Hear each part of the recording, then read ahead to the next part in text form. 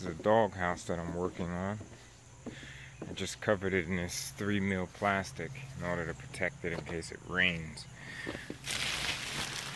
But it's pretty big. It's about 70 inches high, 56 by 48, not including the porch I added on, only because I kind of made a mistake. But it's a nice design, so I actually added it on to the blueprint, and it's gonna stay. That's the entryway for the dog. It's a 24-inch entry. I have a pit bull, so I looked at a lot of dog houses online, and they had insulation that was removable, and I didn't think that was fitting for a Staffordshire Terrier or a pit bull. My opinion is that they'll rip that stuff apart and then wonder why they're cold. But this is going to be insulated pretty much like a real house. It's going to have a ridge vent. It's going to have soffit that I'm going to custom make. It's going to have fiberglass insulation in the walls. Below the roof, it's actually going to have rigid foam insulation, as well as on the bottom here it's going to have rigid foam insulation. Originally I had designed this to be up to here, but when I did the math I made a mistake on the bottom. The floor actually ends here, so I decided to add an extension, and I was just gonna stop it right there and then put, I guess, some furring underneath to close that gap. But on second thought, I decided, let me extend that, and then we'll have a 9-inch overhang here as a porch that I'm gonna make. Anyhow, my name is Willie Harris, and what I want to do today is demonstrate how to change the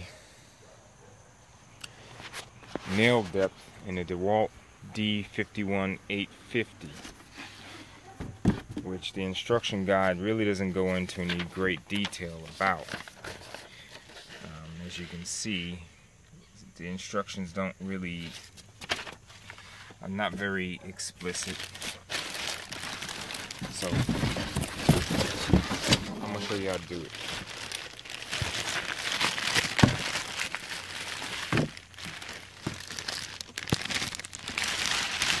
I'm using my cell phone here, so it's gonna take me a minute. Okay.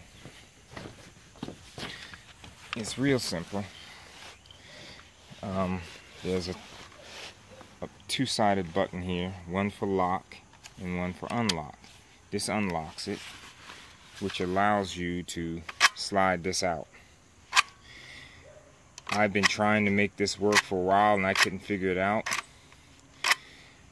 There are little ridges here, and you have to lock it in on those ridges. If you don't lock it in on the ridges, it won't properly do what it's supposed to do. So what I was doing, I was unlocking it, and I was pushing back on this instead of pushing back on this piece, which I don't know the nomenclature for it, but this is the piece that you have to adjust, not this piece. This piece, if you push and lock it, it's never going to change the nail depth.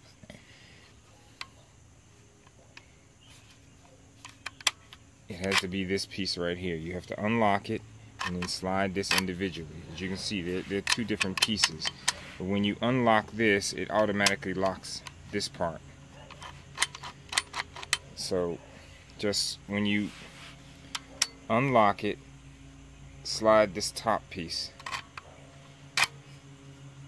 Don't try to slide this piece, because it's supposed to lock into place, but I couldn't figure it out until I watched the video, and it didn't give very much detail, but I saw him move something, and I was like, well, that's weird. This is the only part that I've been able to move, and I didn't realize there were little ridges on here. So you unlock, and slide that in the position that you want it in.